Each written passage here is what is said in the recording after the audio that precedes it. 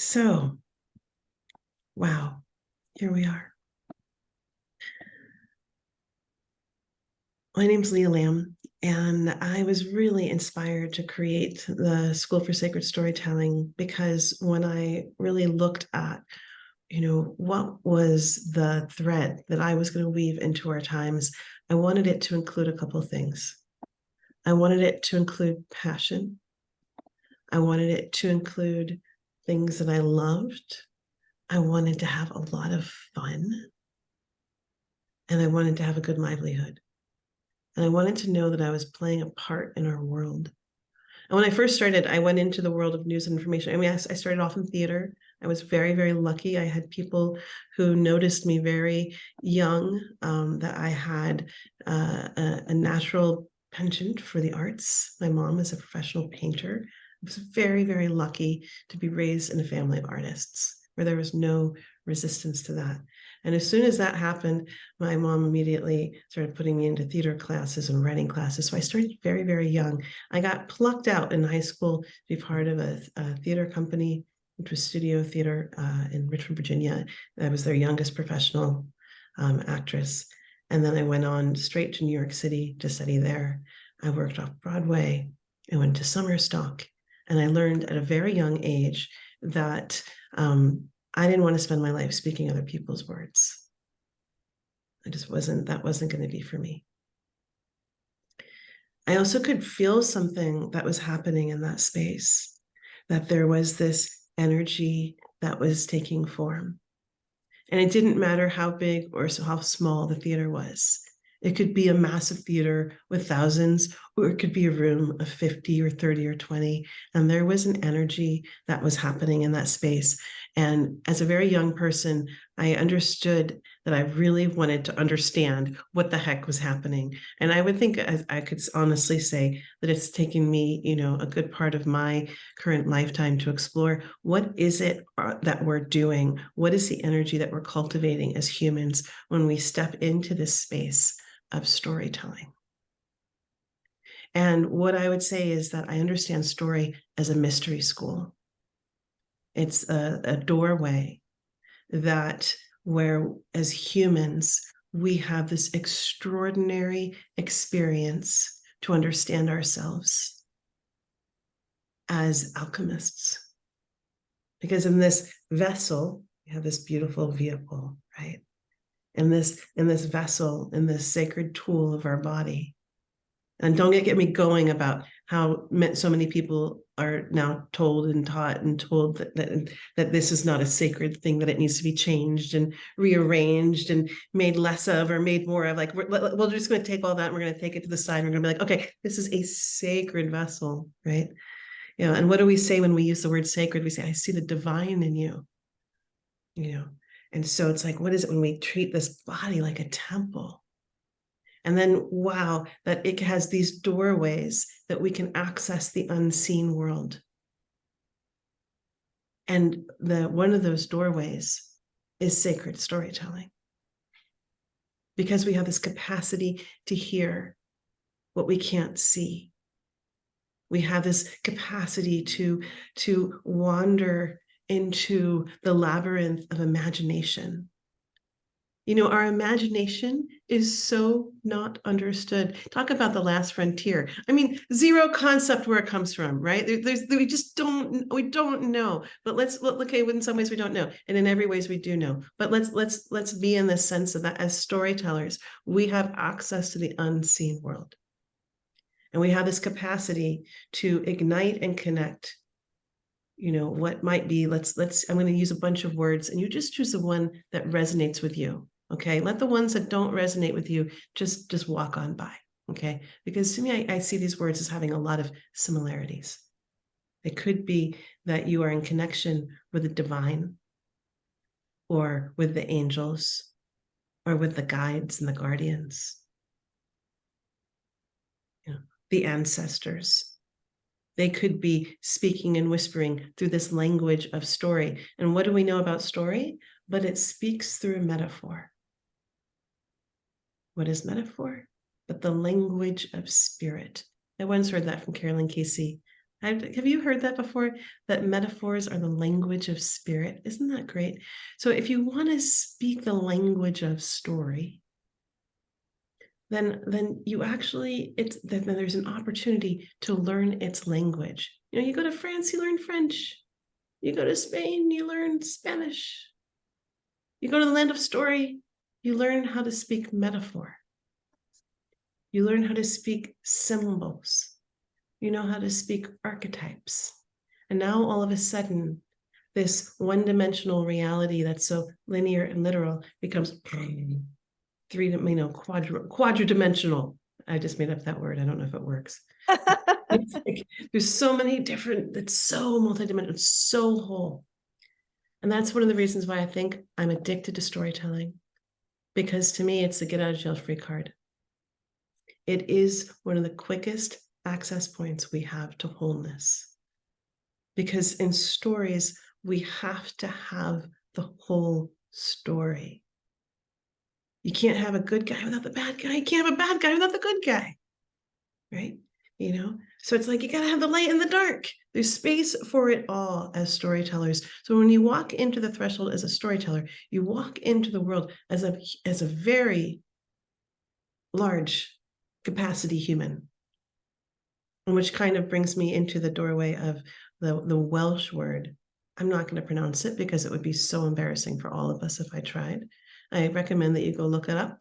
The Welsh word, not right now, the Welsh word for storyteller means guide. It means guide between the worlds. So I haven't even started my class, but this is what you guys are doing. You guys, your deep listening has called out this whole other aspect that I don't ever normally start. But anyway, that's a little bit of a hi, here we are. We're in the land of sacred storytelling. And as storytellers, we are these alchemists where we bring the knowledge of the earth that we walk on, and the unseen world together. They come, they alchemize, and then they get electrified through the energetic battery of our heart. Then through the resonance of our voice, it's given life and it can walk among us. I'm gonna bring you some ancient knowledge that sounds kind of cool and esoteric and whatever. Let's bring it down home. So in Hawaii, Hawaiians believe that words are so powerful that they can stop the world or move it into motion. And if you haven't had an opportunity to witness the hula dance, not the Elvis Presley movie version of sexualized hula, but like if you've gotten go, it's all over YouTube. Go watch some hula. This is a culture that has retained its dignity and its focus on what it is. And in Hawaiian language, they understand that hula is an embodied prayer that's deeply connected to the voice. And so talk about being able to call the rains, to call the fires, to call these different aspects. That's a lot of what hula is based on, that communion with the natural world. Sicilians say that words poke holes in the universe. And I always think about that. I always think about that when I start getting a little agitated and I start getting a little flustered and angry, and maybe my breath gets shallow and I'm not in my full, greatest, highest expression of self, that these words, they can't ever be taken back. There's actually a word in physics that speaks to that. Once a word has been spoken into a space, it lives there forever. Think about your memory, how you walk through different spaces and rooms and how someone said something there and you remember it. It's all there. There's this other thing that happens, when we come into this place of that words poke holes in the universe, that something can't ever be taken back. But if you're lucky, and I mean it, if you're lucky and you're with people in your world who know how to repair, perhaps you can weave back some of what was said. Perhaps you can repair it. But I also think about the other aspect of the beauty of storytelling, that what we speak stays there forever. And that sometimes, what is it if we go to places that we deem ugly? I think about this as I drove across the country, went to some of the ugliest truck stops, and you're like, oh, I can sing a beautiful song here. That's going to live here too. The Maori say that words don't describe a thing, they are the thing. In Japan, there's a word called kotodama, and it means word spirit. And it speaks about the spirit of a being, the spirit, the energy, the spirit of a word before it even comes into your consciousness. Every ancient religion agreed. Did you know this? Did you know this? Every ancient religion agreed that the world was sung, spoken, and chanted into existence. I'm going to say that once more because, I was raised on the East Coast, and we're taught, it's sort of like in the water. We're taught to be a little bit filled with doubt and criticism, and we always have one eye closed and one eye open when we look at things. And when I came out west, I had to get really used to this very positive outlook and the whole glass filled with half, the glass half water. You know what I'm trying to say. Glass filled with half filled with water. Anyway, you see, I'm from the East Coast. It's very hard for me to orient that way, but Northeast Coast specifically. However, when I heard this, and I heard this is not this positive, fluffy kind of like wannabe new age thinking. And yeah, I just said a whole bunch of things that might have triggered a lot of people. I understood that this was grounded in ancient knowledge, that our words matter. That yes, it really does matter when we consciously choose to look at the positive aspects of life and speak to them. And so I'm going to say it again, that every ancient culture agreed that the world was sung, spoken, and chanted into existence. So when humans go around and we're like, what are we doing here? Why am I here? It could have to do that we've gotten trapped in this like consumer reality that isn't, and this capitalistic reality that even isn't giving us the true space to express the superpowers and the genius that lives within us. Abracadabra. It's one of the oldest words on the planet, and it means I create as I speak. I create as I speak. So this is the game that we're playing. How incredible is it to be humans? And how incredible is it to understand how powerful we are with our language? I want to speak to one more thing because I saw this beautiful thing on YouTube this morning.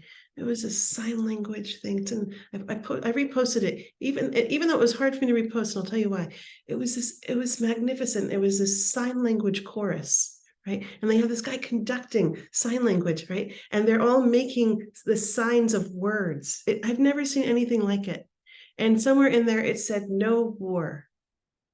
And as a storyteller, I understood that even though what they wanted to do, and what they eventually did send a message of love and peace, right? They also put out the transmission of no and war. I once had a very powerful teacher. I was sitting in ceremony and I started to speak my fears out loud. And she stopped me very short. And she taught me about the power of prayer and the technology of prayer. That we start with gratitude, paves the way. And then we speak what we are asking for. We focus our attention with complete diligence and discernment on the pathway that we are paving, and we pave it with our language. That's what a prayer is. So this is not a religion class, this is not a spirituality class, this is a storytelling class, and prayer is connected to story. That's what I got to say. It's all in there, So I don't know who you guys are, but I am wildly off of all of what I normally do, but this is what you're calling out. You're calling out these different aspects, and this is what I know about storytellers. I'm going to tell you the greatest trick. You ready? And you know how I just said how storytellers are the most powerful people on earth, right? Right? That's what we are. And here's the trick.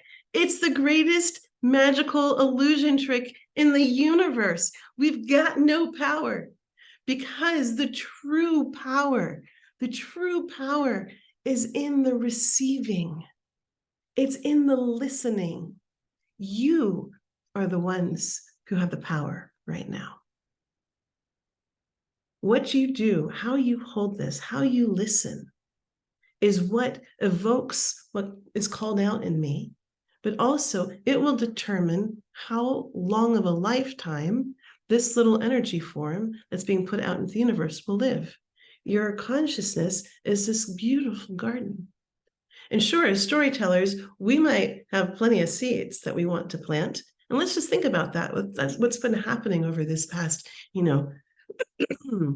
since COVID. All those different seeds of ideas that were wanting to be planted, right?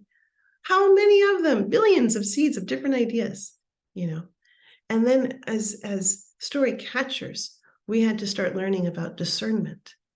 We had to decide, hopefully you did decide what you were going to allow to live in your consciousness, what you were going to give voice and allow to continue on, to live past your voice by giving it voice, giving it space to live among us. So it's the story catchers that have all the power.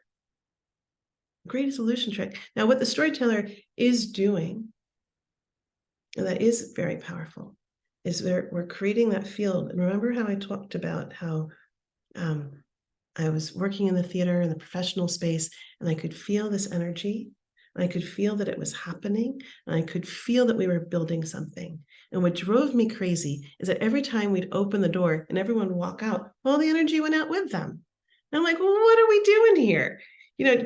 Has anyone here done theater? Do we have any theater people? Yeah.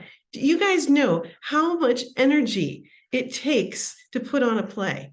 How much energy it takes to do that. So it's very surreal, that like it just ends like the second the play is over, right?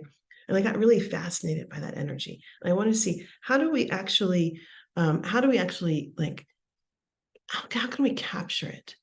How can we utilize it? How do we focus it?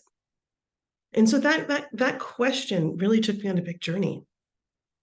After I was studying theater professionally, and after I realized, nope, I really want to use my own voice. I want to use my voice for social change. I had a real passion for the environment. I had a passion for social justice. And I found that storytelling was actually going to be a really powerful way. But I always felt like I was getting away with something because I loved it. I mean, I have just so much love because it's so much fun. You come to this space and it's one of the coolest, funnest places on the planet, right? Because you're connected to spirit, you're connected to earth, you're connected to people. I mean, how much better does it get in terms of being humans and like being in the web of connection? It's an extraordinary experience. Now, I went off to college. I studied all different kinds of things like wilderness leadership and education and things like that. And I was really lucky. I got to do this. I also got to study environmental education through performance. And so I was looking at working with theater in different spaces in different ways, connecting outside the walls of the theater. That journey ended up taking me into working with youth at risk in the wilderness, where I fell in love with the wilderness. I absolutely fell in love. And all of a sudden I was walking through life, and I then had a master's in social work because of my love of social justice. I'd worked in the wilderness as a wilderness guide for 7 years, and I loved the wilderness.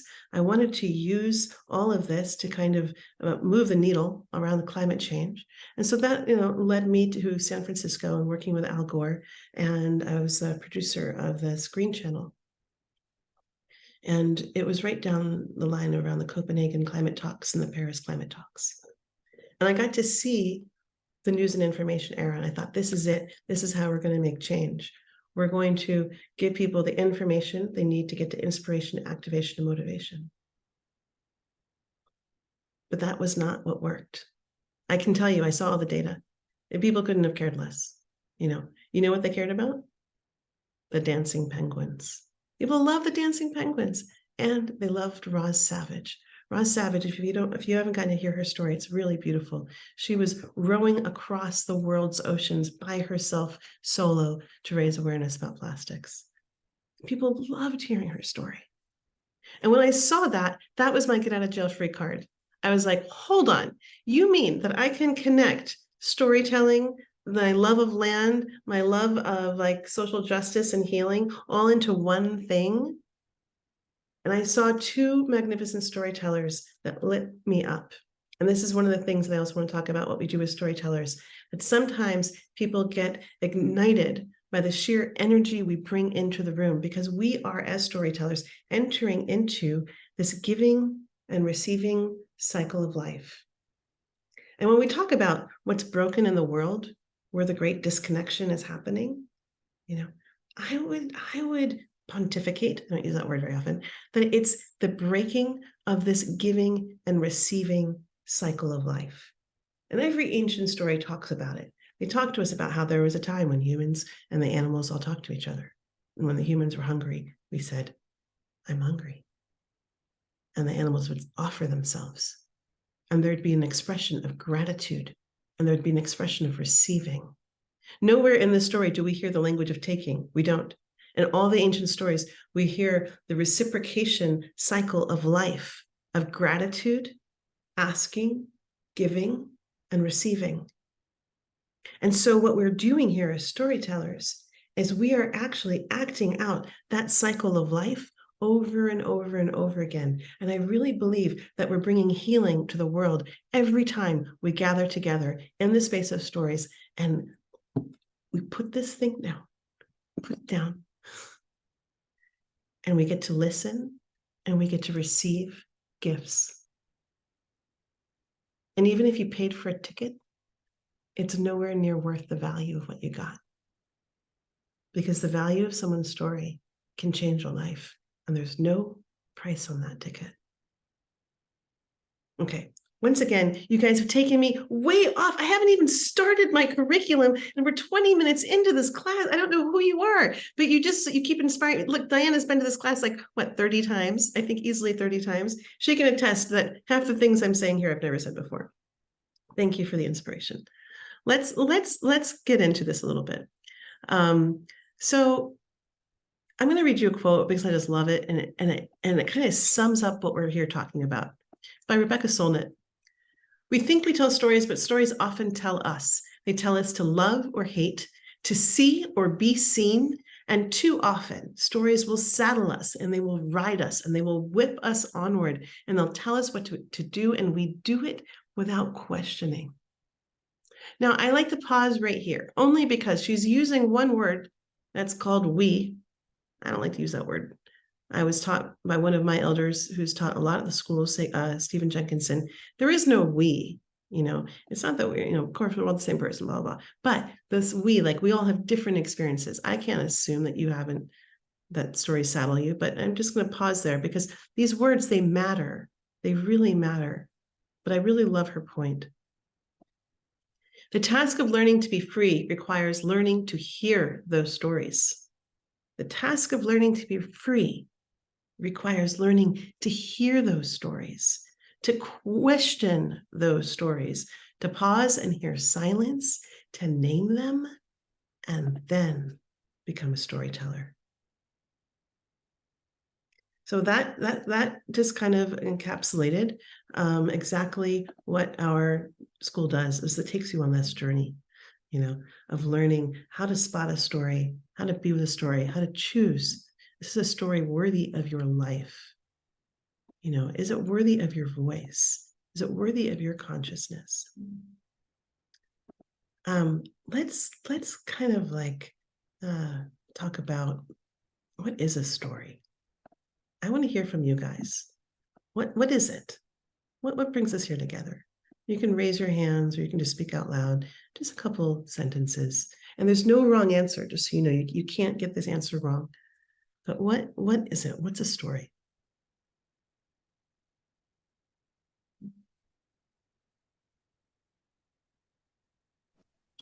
A story is a sharing, a little piece of your life, a little piece of your soul, of your feelings and your thoughts in a physical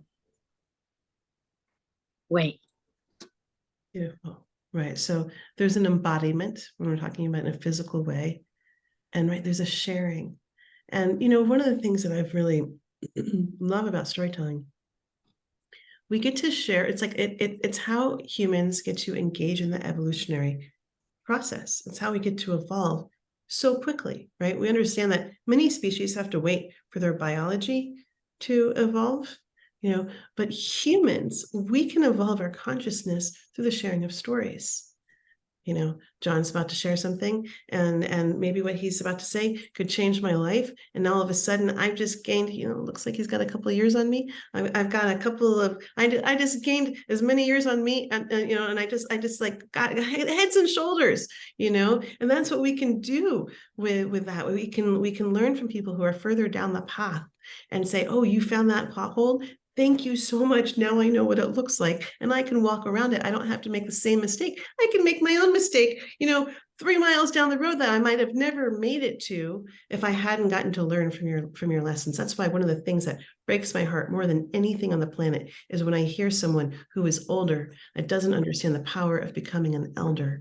And one of the ways that we become elders is by understanding how powerful and meaningful our stories are, especially the ones that are hard to tell, especially the ones when we really messed up. Because look at that. I'm going to do a quick reframe. This is what we get to do as storytellers. In some ways we messed up, we did something wrong. We have to walk with shame like that. But with storytellers, we can really heal that. And we can say, wow, we are on a learning planet. Every day we get to start over and learn again. We get to apply what we learned. It's kind of extraordinary when you think about it, that we get a new beginning every single day. Mm-hmm.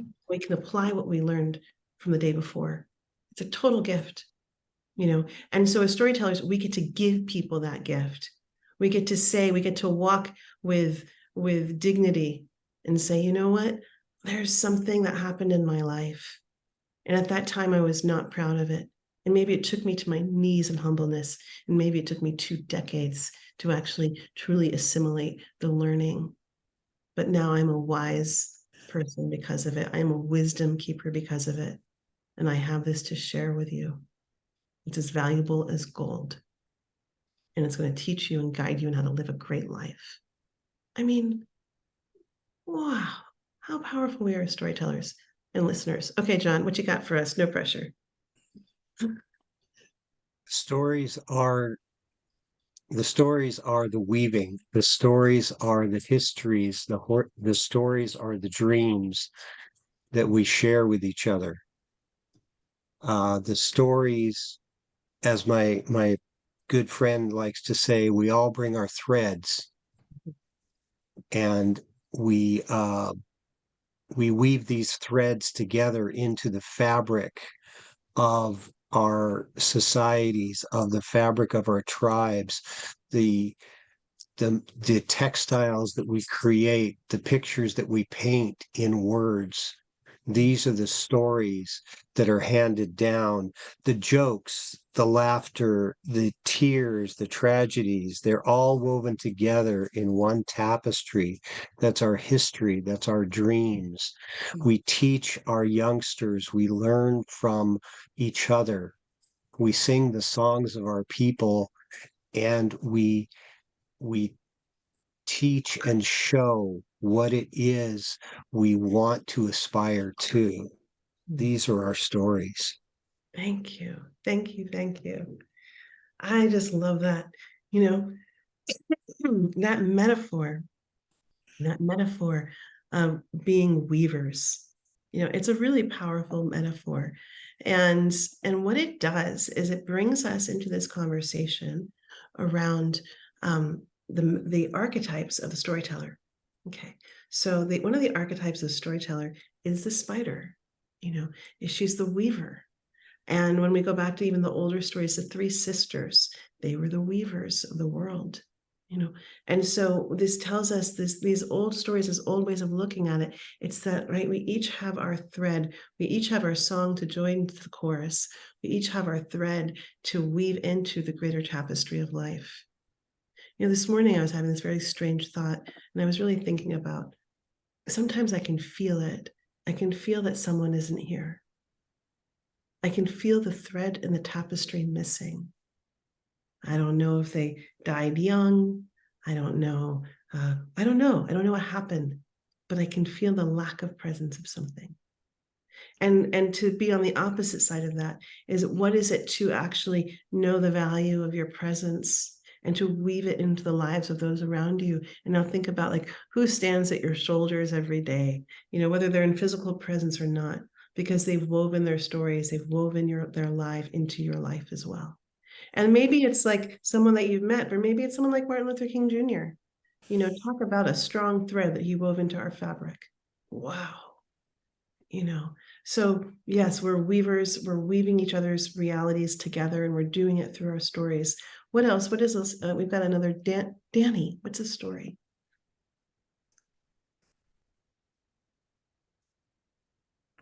Hello everyone.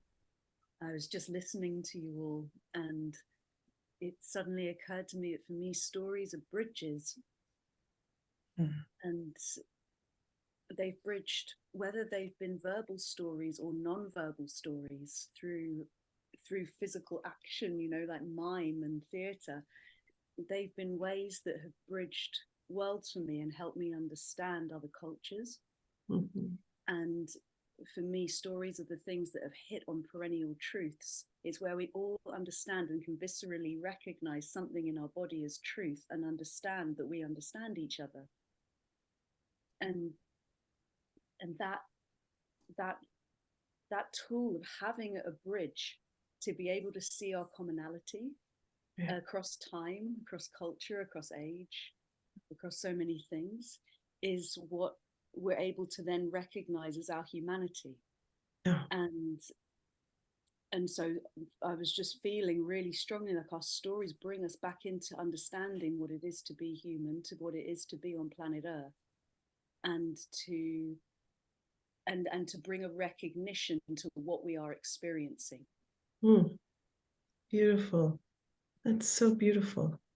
I love how nobody's just giving me like a one-word response. The story is this, right? Because we can't do that. It's just like it's like this is just not possible, And I just love the poetry of what you said. There's so much what you just said. This idea that stories are bridges. Let's go there, because that's a really profound idea. And there's research done through television on specifically on people's belief systems and acceptance around different sexual expression. This was actually like back in the early 90s. And they showed people like shows like Will and Grace and different things. And they would take people who were very clearly opposed to the homosexual lifestyle. That's what they were using that language. And then they would show people these TV shows. And all of a sudden, something switched. It was no longer talking about people or othering people. They were seeing the world through the eyes of people that were very different than their perspective of life. And they would watch one show and there would become more curiosity. They would watch another show and there'd be more acceptance. And they'd watch another show. And all of a sudden, they had a completely different perspective. And that was all through storytelling.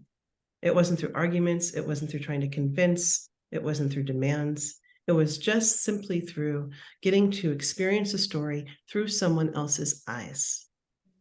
It's amazing. It's really amazing. So yeah, stories are bridges. We get to enter into worlds and universes that we might never ever get to experience. We've gone to Louisiana. A bunch of people just went to Lahaina, Maui. We've got to hear stories from so many different places and experience so many different things through the story. I thought about COVID, and it's one of the most mysterious things I thought about COVID was how quickly it was able to inhabit everyone's homes, whether or not they experienced the illness or not. Because the story of COVID lived in all of our homes. And then COVID was in all of our homes. It was fascinating to see how just a story of something was spreading faster than it could even in physical time. So they're powerful, these stories. And there's one other thing that you mentioned I want to speak on, which is resonance. Danny spoke about resonance, and that we get to hear, And one of the things is like, as humans, like we're animals, right? You decided the second you got on here today and you laid eyes on me, on each other, the second you decided if you like or not, you decide if you trust or you didn't, right? It happens before your mind can do it. Our animal instincts are there. I've also thought about this, is that there was a time when you knew who your storyteller was. There was a time when storytellers traveled from village to village, and they were the memory keepers. And they were also they traveled the news, and you also knew what they were in service to. And so you knew if you had a trustworthy storyteller or not trustworthy storyteller. Nowadays, we don't know the source of our stories. It's a very strange time to be human, because we're used to being animals that act out of instinct. And so is this a trustworthy story or not? I can usually tell by the resonance. I can tell, is it planting fear? Is it planting separation? Is it bringing communion, connection, or bringing us together? We can make these kind of discernments. Okay, we're going to hear these two other things. And Kathy and Cindy, I'm going to ask that you keep your descriptions of story a little bit shorter, just because we've still got a lot more to get to. Kathy. Mine's very short. It's actually a little vignette story of what happened this morning when we were relating our minute to each other. After I finished my story, I saw something on the corner of my eye, and it was a little daddy long legs in my hair. The spiders are with you. Oh my God. Yeah, I must be. I love it. The archetype of the storyteller is with you and visiting and bigger than you. I love it. Thank you. Thank you. Thank you, Kathy. Cindy. Yeah. I feel storytelling is connection. It's showing that we are connected, that we have the same, we all have the emotion, the empathy. When you hear a story, such as Floyd's story, it connected me. When I heard that story, it connected me to him, and I felt his pain. So I feel storytelling is a connection. Yeah, beautiful. So exactly, storytellers, they create connections, and they create ways for us to enter worlds we didn't ever enter. Here, I'm going to play a little game with you guys. You ready? Once upon a time. Once upon a time, there was a great big ocean. It was the only thing that anyone knew anymore. It was the most beautiful ocean. She was clean and fresh and clear, a little sassy. This ocean was sassy. Crystal, she sparkled with light. And at the very bottom of this ocean, deep down in the deep sea, there was this magnificent tree growing. She was really something. She was as magnificent as the ocean was as magnificent as this tree was. She fruited the most beautiful fruit. She sang the most beautiful songs. And they say inside of her, there was a beautiful spirit of a woman. And you know what I'm going to say next. You know how I'm going to describe this woman. She was the most beautiful woman that the earth had ever known before. Okay. How many of you saw those images of that story? Just raise your hand. Okay. How many of you saw the fruit on the tree? Did you get a piece of fruit? Okay. I didn't even tell you what kind it was, but you could see it. That's pretty cool. How many of you saw the most beautiful woman in the world? Look at that. I want to talk to you a little conscious trick. Not a trick. It's not a trick. It's a horrible way to describe it. Some people believe that storytelling, you want to, and there's nothing is wrong, just so you know. There's different styles and techniques of talking about story. We're all different people, as many different threads that there needs to be in the tapestry, as many different ways of talking story. Okay. There's one style that says, make a coloring book, describe everything specifically, And then people will color it in for themselves. And that is a style of storytelling that works for some storytellers and some story catchers. There's another kind of storytelling, which I gave you an example of, and it's the kind of giving a transmission. It's that in my imagination, I went to that sassy little ocean and I experienced her in myself, and I gave a little to you guys. Okay. And somehow you got to see a sassy ocean, you got to see a beautiful tree, and you got to see the most beautiful woman on earth. But I didn't be so small as to limit your imaginations or to drive what you saw as beauty. Right? This is a very powerful moment as a storyteller. Hopefully you all got to create your own imagination, and whether or not your imagination has been completely infiltrated and taken over by, marketing and all that defines beauty, that's between you and your imagination and the rest of the world. But perhaps as a storyteller, I gave you a chance. I gave you a chance to create your own definition of what beauty is. So again, this is an example of, as we're storytellers, how impeccable we have to be with our language. And how much freedom and how many doors we can open in imaginations in a world that's doing a pretty good job of shutting them down. So when we talk about this kind of story, I want to talk for a second about the science of storytelling. What we just did was we time traveled, we location traveled, we reality bended, right? We did all these things together. We did it without the use of VR. Right? We did it really just through the principle of voice and listening. And we did it together, right? We literally just co-created a reality together. Now, I think that's pretty magical. I mean, it's like freaking magical what we can be doing together, right? Like all of that. What I'm calling magic, Princeton calls neural coupling. Because what was happening is that the right lobe of my brain got super active. It was like, dee, dee, dee, dee, dee, here we go to this sassy little ocean, this big, beautiful tree, and that hot, beautiful woman. And oh, wow. Okay. Now, what's happening in your brain? Same part of your brain is getting activated, and it's going do, do, do, do, do. And so our brains are actually communicating to each other. That's just mind-blowing stuff. Okay. Now look, let's go back. A story is a very ugly definition of story is to call it an operating system. Now, the reason why I use that language is because humans often refer to themselves in relationship to the latest technology. We're in the land of computers and information age, because you understand operating system. And these operating systems, these stories, they teach us our values, they teach us our belief systems, they teach us what we believe is possible. They give us examples of what roles we can and can't play. And often, the original stories, the original operating systems would teach us, how to play well on Earth. Okay. Now, I live in Topanga Canyon in Southern California, and it's a very inspiring place, super inspiring. Can't even tell you how inspiring it is.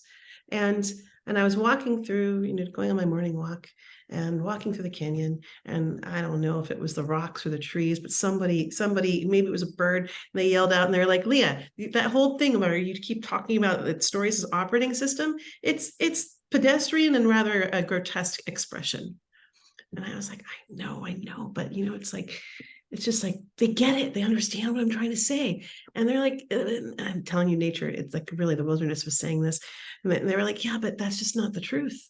And I'm like, well, what is the truth? And they're like, hello, the story is a library of the soul. And, I'm just thinking about Joel's class just earlier today and how he said that an elder who dies without telling a story, it's like losing a library. Right? I'm not so original, and I'm telling you, this came straight from Mother Nature. From her lips to yours. In terms of, right. So our stories, they're a library of our soul. They're a library of our consciousness, and they're designed to change. They're designed to shift.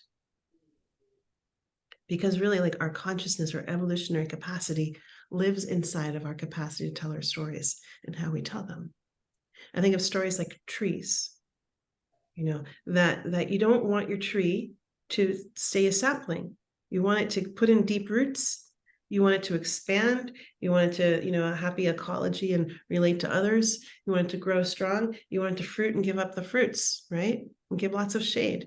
Same thing with our stories.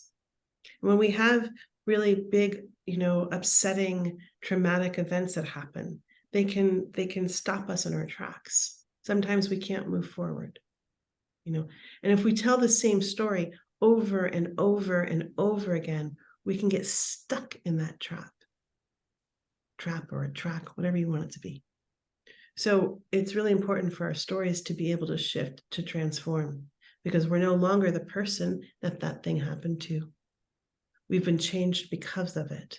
And that change happens from how we tell the story. So a little bit about what is a story, but we came here to talk about sacred storytelling. Okay, what's a sacred story? What is a sacred story? What makes it sacred? Who's got like an idea, one word description? You can put it in your chat box. What's a sacred story?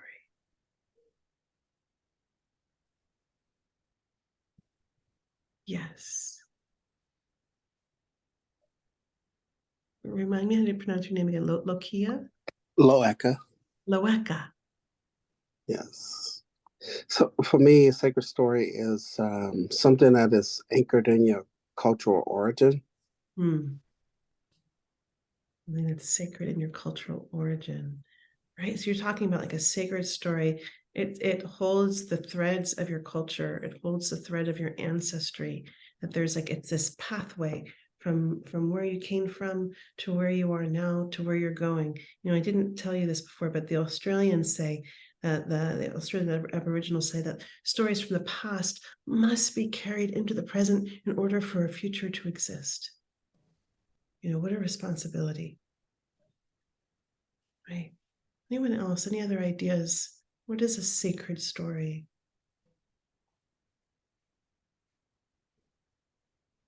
Marilyn says that it comes, Catherine's saying it's a revelation. I love that. I'd love to know what the etymology is of revelation. I don't know what that is. Marilyn says that it comes down through the elders of a culture and culture, but there is a thread of commonality across sacred stories. Yeah. So I'm going to play with this idea that Claire is saying that it has something that changes me as it connects me to my ancestry and the land somehow. Okay. So you guys are on an interesting pathway. You guys are on this thing where it's really connected to ancestors, or is saying that it has a sense of mystery to the divine. Yeah. And Isabella is saying that it's authentic, that it comes from the heart, so that it's something that's channeled, right? So what I'm hearing, the commonality is something that's channeled, right, is that it's coming from the ancestors, the unseen world, that it's our culture, it's our place on this planet, it connects us to our place to the human family. We're saying that it's connected us to land. We're saying that it's something channeled, that it's connecting us to the divine, to the unseen world. We're saying that it does something. Constance is telling us that that sacred stories are guides, that they're a pathway to the divine. And Libby says that it takes me to the flow of life, and that it's in the expression of a higher self. Okay, I love all of this. So one way, when I think of sacred story, I look at sacred, and what are we saying when we're calling something sacred? Well, first of all, it's a little bit of a setup, right? Because as soon as we say that one thing is sacred, just by employing the language, we're saying that something else isn't sacred, which is a little bit tricky, but we're gonna jump over that hurdle, and we're gonna say, when I'm saying, using that language, when I'm calling on that language, I'm saying, I see the life in you. I see the divinity in you. I see the soul life, the spirit life, the big life in you. And so when I'm saying, I see this as a sacred story, I'm saying, oh, right, when I'm telling my story, it's not my story anymore. If it's a sacred story, it's our story. It's a story that's bigger than me. Oftentimes it's the story of my soul. It's a story of a universal experience. Joel and I do both have this bizarre shared experience of having thyroid cancer. And when I tell that journey, and I'll end soon by sharing that story, it stopped being my story and it started being our story. Because when I came to the threshold to tell the story, it was no longer about the facts and information and the details. That lives in the news and information world. A story is bigger. Because oftentimes, and I'm not saying that this is right or wrong, I leave you with that question.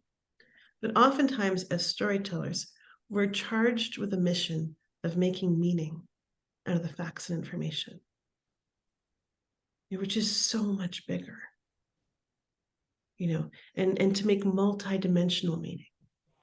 And that's what we have this extraordinary opportunity to do. How do we make meaning of our lives? How do we make meaning of the circumstance? And how do we see that we are in the greatest, biggest story? Look, this is a time when we need every storyteller on board. The story of climate change, it's been taken over by the news and information era. And just so you know, I'm in no debate over that our planet is in quite a situation. And it seems extremely apparent that humans are playing a big role in the imbalance that's happening on the planet. Okay, that's that. I think are we in some kind of cohesive agreement, perhaps? Okay. Now, as storytellers, we have an opportunity to bring people into the place where, it's like if people are in a place of extreme stress, anxiety, depression, right, and fear, we understand that we have lost their most important ability as humans, which is imagination to innovate and adapt. Okay, and that's what humans have the capacity to do faster than so many other beings, because we can carry stories that shift our consciousness. And we can change on a dime. We're incredible. Humans are incredible. So how we tell this story might be one of the most important things on the planet that we could do right now. And as storytellers, it is such a thing to be able to look at them and say, wow, this story is filled with all these lies. And not created by bad people. I think created by good people with great intentions that don't know the power of stories. So one of the greatest lies that I love in there, and I learned this very young, is that we have to race to save the planet. Now, you're storied people. You understand that one of the oldest teachings is that slow wins the race, right? The turtle always wins the race over and over again. Haste makes waste. It's like we know this, right? It's one of the first things that we teach through all the value and old lessons. So who's putting forth the fact we've got to go faster when we understand that when we slow down, that our planet, she's a healer. That's her natural way of being. That's her essence. She can't help but regenerate and restore if we just let her. So look, it's all in how we tell the story. It's all in how we tell the story. And I'll just do a plug right now that we've got a panel in a couple of days all about, storytelling and climate change. And we'll do a little breakdown of how to play with that. Okay. Let's talk. Let me tell you a little story.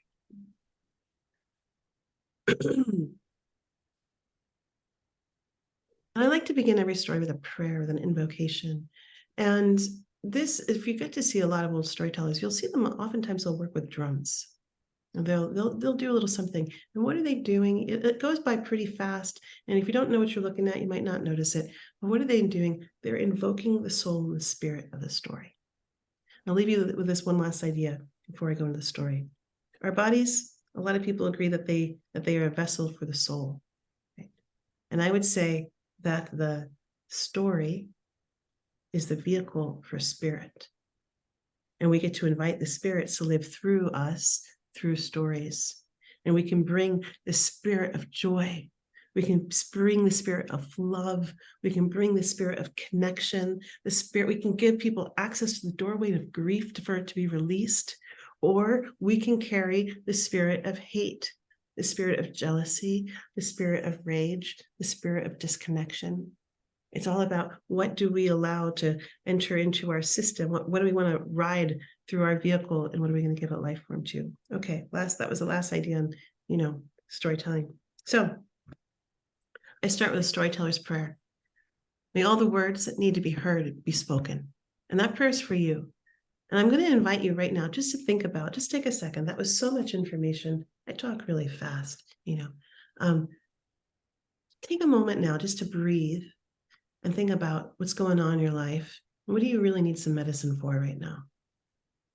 What's up? What don't you even have time to give any attention to? Okay. Just take a second to really think about that. And maybe through the magic of our alchemy of being together, that may all the words that need to be heard be spoken, that what is tender and alive in you, that may it be spoken to right now through this story. May all the words that need to be spoken be heard. That's the second part of this prayer. May all the words that need to be spoken be heard. And that is my prayer for the muse. That says, okay, I know you're about to use this beautiful vessel for your play, and may what you really need to say today, may it land on ears and hearts that can hear and receive it. Okay.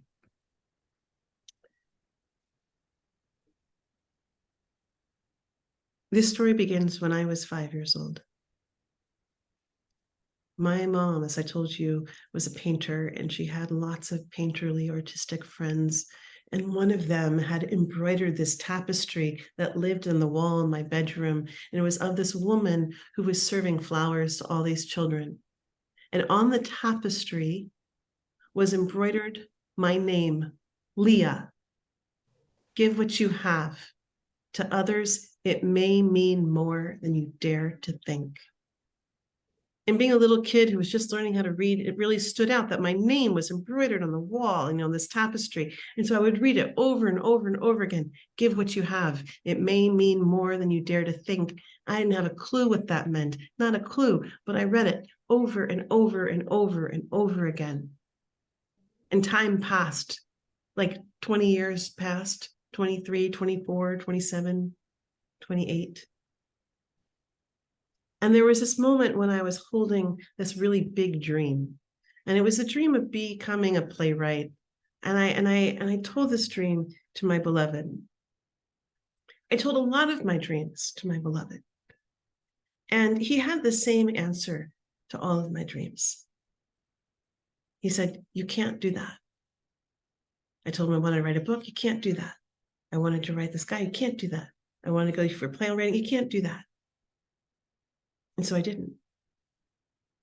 I went and I did the smart, practical thing, which is what he advised.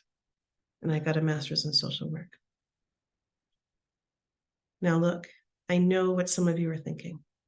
And some of you might be making him out to be the bad guy. And I'm going to tell you that for a couple of years there, I did too. But here's another truth that was living between us, was that he was speaking my fear out loud, and I was listening. And there was nothing in me that knew how to fight or how to face fear. And so since I didn't know how to face fear at that time, it followed me everywhere I went. But that's another story, and we're in this story. And here we are. I'm 28 years old. I'm finishing up getting my graduate degree. And I'm at this job interview. And it's to be a guidance counselor at a private Catholic school. I remember what my dreams were. And now I think about where I am now. And I'm thinking, if I take this job, it's going to kill me. And I place my hand on my neck and I feel this huge lump. And I stop the interview and I call the doctor and I go straight to the doctor. And that led me on this journey, on this 6-week journey, to figure out what that lump was. And it turns out that it was thyroid cancer. Now, there I am, all of a sudden, sitting at this doctor's office. And the blessing and the curse was, well, I had thought it was a curse to go to that school. Turns out the blessing was that was the teaching university that knew how to define and detect the very specific and advanced cancer that was growing very quickly in my system. And as soon as they saw it, and as soon as they took the test, they actually said, please don't leave. We actually want to give you the results right now. Just like we need to attend to this right now. So all of a sudden I just went in for what I thought was like a cursory, just another test. And when I come back, he sits me down and he puts this very thick document right in front of me. And it's the beginning of what would become quite the long chapter. And he explains to me that I have thyroid cancer. And I need to explain something to you, which is that before this time, I understood the victim archetype like nobody's business. And I had learned it honestly, but I had also taken it on as a role. I could out victim story anyone in the room. It had become a sport. And all of a sudden, sport, habit, call it what you want. All of a sudden, I now had this doctor as if he was giving me this like beautiful purple plush pillow with a tiara of victimhood. And here he was coming at it with my diagnosis for thyroid cancer. And he was like, here. And I was like, I don't want to play that role ever again. And something came online in my soul that had never been activated before. And I saw as if there was this window that just appeared, the escape hatch. I jumped through. I was not crying. I was not getting hysterical. I actually started laughing and I started cracking jokes. And I said, I guess you just say that to all the pretty girls, don't you? I had no idea where that came from. I had no idea where the humor came from. Maybe we're going to call it a coping mechanism. Maybe you call it an escape out of this old role. All I know is that it's what got me through. And every time I had to go to the hospital, every time I had to go be with a nurse, every time I had to go be with a doctor, every time I had to go have my blood drawn, every single time I had to face my fear, every single time. And that fear was big and it was crippling. I was terrified.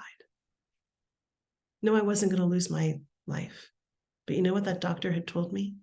He told me there's a very good chance I was going to lose my voice because the cancer had grown so quickly and that they were going to have to cut right across my larynx. I went into that hospital with more fear than I knew how to handle. But I also knew that the only thing I could do was turn and be with it and face it because I couldn't run anymore. And when I came out of that surgery, I did have my voice and I did have my humor. They didn't even know who I was. I was cracking jokes left and right out of anesthesia. I didn't even know who I was. My family didn't even know who I was. And then after that high, and I got to tell you something about when you get sick and they have those kinds of strange experiences, it's kind of an amazing thing that happens because all these people come around you and people that didn't tell you before tell you that they care about you and they love you. And you're like, wow, why didn't I get to experience this in everyday life? But it's kind of this amazing moment. Everyone comes around and you get this kind of upwell of life, the energy of life itself. And then it all goes away. And for me, when I came out of the hospital, they were giving me the wrong meds. They put me on speed. They gave me like way too much.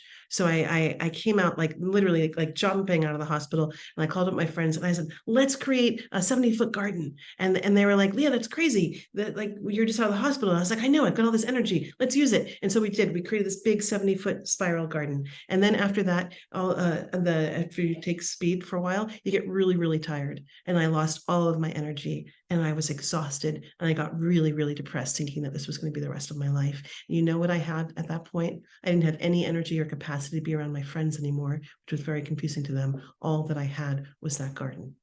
And every day I walked the spiral of that garden and I walked in with my prayers. I walked in with my gratitude. And you know what? This was before gratitude was trending. I didn't know, Oprah wasn't talking about it. I didn't know anything about gratitude. The earth taught me about gratitude. Every time I put my feet on the ground, they taught me something. And I was there and I could listen in a way that I had never been able to listen before because I'd never been so humbled by life.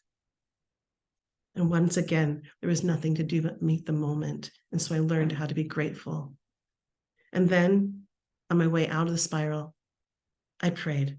And I'd never prayed before, but I prayed and I prayed for my life. And that is the prayer that brought me to you today. Because I remembered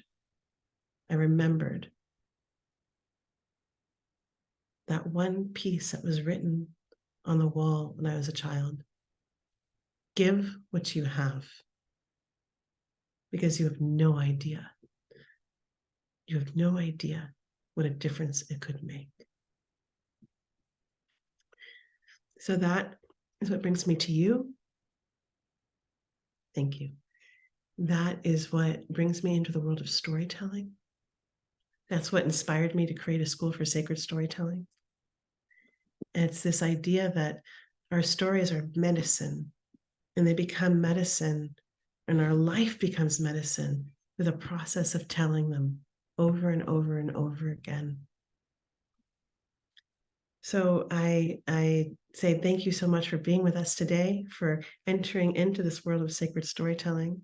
That was an example of a wisdom story. And I'll be teaching a class called Wisdom Stories. And Misha, maybe you could pull up the link and share it in the chat box. There are a lot of classes happening for the School for Sacred Storytelling, and I founded this 7 years ago. And I founded it because I really believe that story has the capacity to bring us into the soul of our healing as humans and community and together. And the way that was that for many years I was the only teacher, and I would bring in all these guest teachers. And the reason why I brought all those guest teachers was because I really believe in my soul of soul that storytelling belongs to no one. We are all storytellers. We're all born storytellers. Whether or not we are living in a world that fosters it and calls it out and permits it, and whether or not we're even around people that know how to listen, that's a whole other thing.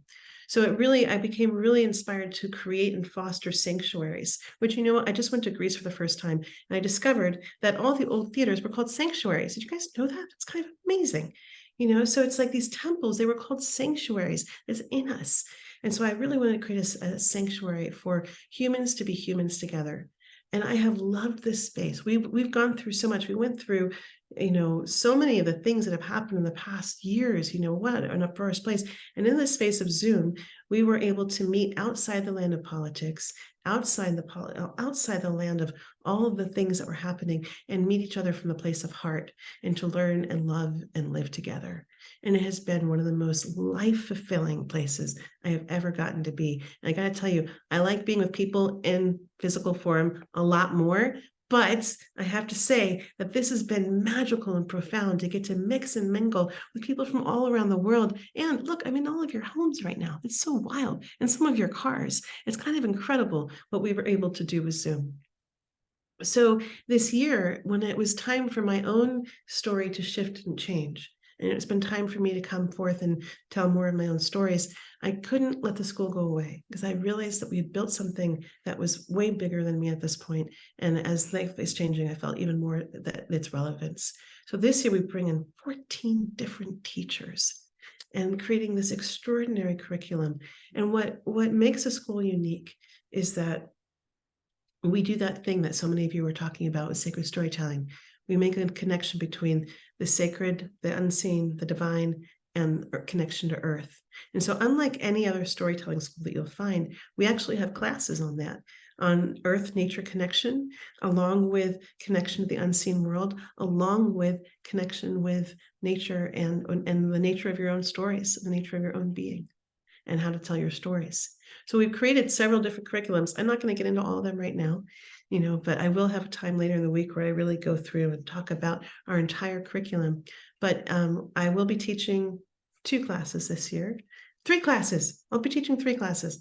A class called Wisdom Stories, which is my heart song. I love helping people come to those hardest, most challenging places in their lives, and then work with them and reshape them and fold them so that they inform them and they give them the gift of their own life back so they can give it to others. And it's really a powerful, powerful process to go through. I'll also be teaching a class called Myth, Magic, and Medicine. Am I teaching that class, Amisha? I think I am. Yes, I am. Good. Misha knows more than I do.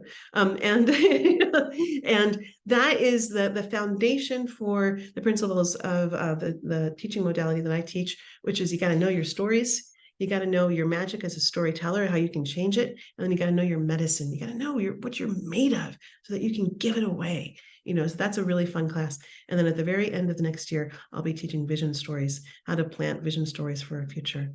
But don't just look for my stories, look for my classes. It's like, I'm just here today to really introduce you to the school, to introduce you to this beautiful world of sacred storytelling and what it is to look at story as a healing art. And also to be aware that there's a great, big, juicy curriculum for you. We're going to be introducing all those teachers to you all week long.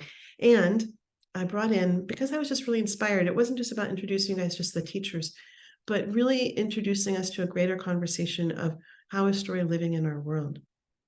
And in an hour, we're going to host our first panel discussion. And I got to tell you guys, I am so inspired by this.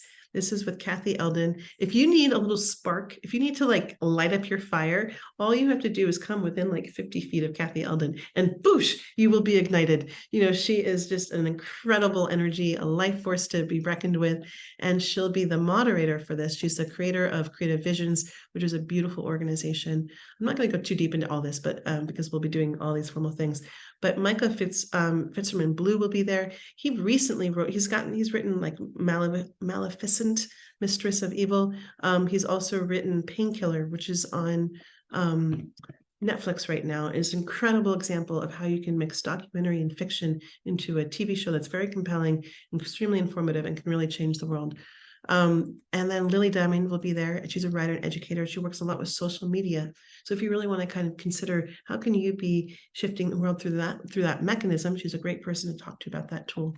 And then we'll also be with Jessie Bliss. She's the founder and artistic director of the Roots and Wings Project, which is works with, she's a playwright. It's based in LA, but she works with incarcerated women and really looking at using theater as a way of influencing and affecting our justice system. So really different examples of how people are working with story to create social change. It's going to be a very inspiring conversation.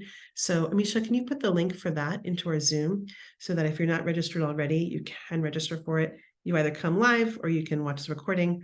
The other thing that I'll just share is that if you get inspired and you're like, wow, I want to register for one of these classes today, well, we throw in a really extra special thing, which is the free master teacher library. And that's 108 hours of all of the guest teachers who have come through and taught over the last, I can't remember, I think it's like 5 or 7 years. It's incredible. It's everyone from Michael Mead to Carolyn Casey to Charles Eisenstein to Beo Akafet to Tyson Yakamura. It's like all these people who you might know their names. And then there are a bunch of people who you don't know who are equally incredible teachers. And those are 2-hour classes. So thank you for putting that panel information there. I'll stay on for a couple of minutes if you have any questions.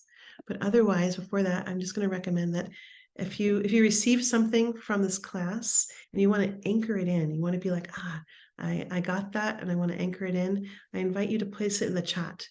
You know, you can just place a word, a phrase, something that you're like, I'm taking that away. I want to take it with me. I'm going to put it into practice. I want to remember that, you know, and you can put that into that piece. And that's one of the things that we practice in there. It's like, how do we, wapila? I don't even know what that means, but I love it. It feels like a nice word to say. But that you can, that it's a way that you anchor in, you know, and reflect on what you've learned, because that's where the shift and the change happens, right? Integration.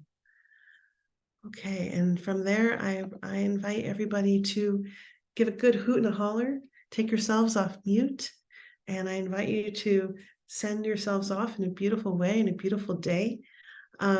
What I'll say is that tomorrow we have 4 extraordinary classes, and some of them are from our teachers, and some of them are going to be focused on or Erin's going to be talking about how to work with your energy as a storyteller. This is the class that isn't offered enough. And they never taught it in any of, I went to professional acting school and all these different places. And they never taught me energy management, how to protect my energy field when I'm on the stage. It's why so many people are so afraid to get up. And it's because they're smart. You should be. So it's like, this actually gives you all the skills and techniques to learn with that. We'll also be getting a class from Hawatia. She's coming in from New Zealand. She'll be doing nature connection and the power of listening. I can't even remember all the teachers. We've got 4 classes going on tomorrow, but by now you've gotten my emails. You can see them. You'll see all the classes that you can register for. All right. You're saying, I just want to answer that question because that's a great question. It says, if you're already enrolled, starting to choose your classes, can we still get the Master Teacher Park? Yes, of course you can, Diana. Absolutely. So, and that's the thing I'll just mention too, is that you can take our classes, you know, one-off, or you can buy packages.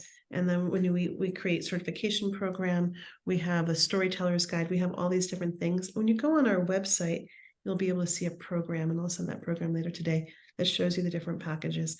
So even if you just were like, wow, I want that class and I know it, but I'm not sure about the whole thing. If you register today, you get the Master Teacher Library, and we'll work out, you get a reduced price when you get the whole certification program. So if you know that you want that, or if you want one of those other programs, you can always email us at info@leahlam.com and we can get you all set up. But also you might just want to wait and get to experience more of your teachers. Okay. I like the Elisabella, the illusion trick. Now I really will. We need to register for each session separately this week, or is there a space in all the Zoom links that we can access? Right, Danny, what a great question. So here's how it works. For all the classes that you want access to, you can register for them, and we send out an email a day or two before each one. And when you register, you can come live, or you can get the recording, and we'll send out those recordings this week. Then at the end of the week, what we do is if you want to buy the whole package from the whole summit, from all the teachers and all the summit things, we will offer that in one place, but we're actually going to have a fee on that. And that fee goes to support our scholarships. We offer elder scholarships. And so that will be there. So you can, if you know that you want one class, go register for it. You have a week to watch that class. And then if not, you can purchase the entire everything, and you will have an incredible curriculum. A lot of great teachers to learn from. And then how long do you have access to message? A week. Okay. Any other questions while I'm here?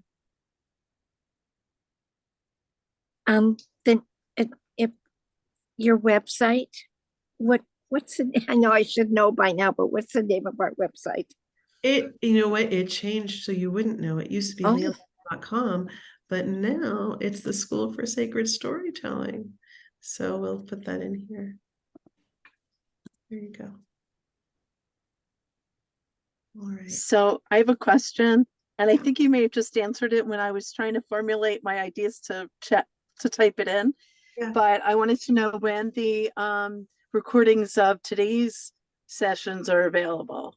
They'll come out today. And oh, they will. Okay, great. And then we have a week to access them. Am I right? Or yeah. Okay, wonderful. Yeah. Thank you so much. It's been a wonderful day. I really appreciate it. Yes.